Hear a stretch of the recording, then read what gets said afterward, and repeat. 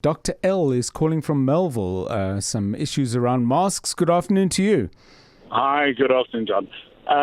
Just something which we picked up, a few colleagues of myself and neurosurgeons that I work with. There seems to be, and I say seems, that prior to this lockdown that we've just had, when the kids were at school with masks, a lot more what we call a pan-sinusitis, in other words, severe sinusitis in kids, affecting all the sinuses, to the point that there were a couple of brain abscesses that had to be drained. And we've spoken about it as colleagues, and we wondered, the average child probably has one mask to use at school and other places.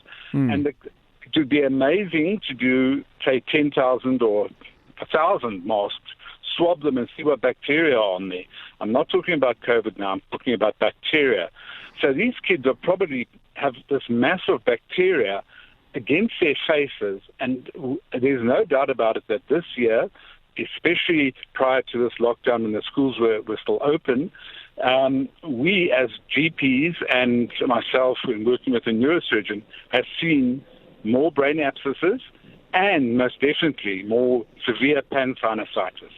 So I think unclean masks. Yeah. So give us a sense of those numbers. I mean, first of all, I'm not sure I know what a brain abscess is. So if you could clarify that, but give us a sense of the scale of increase.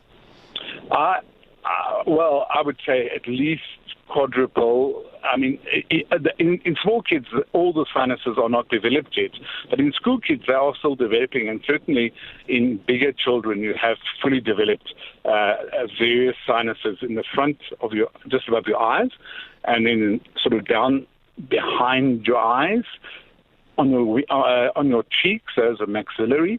So you've got a whole group of sinuses that communicate very easily with blood flow to the brain area, the intracranial area. And bacteria spread and form an abscess in the brain or around the brain, in the ventricles even. We've seen quite a lot that needed surgery. I was involved with one of them 2 weeks ago.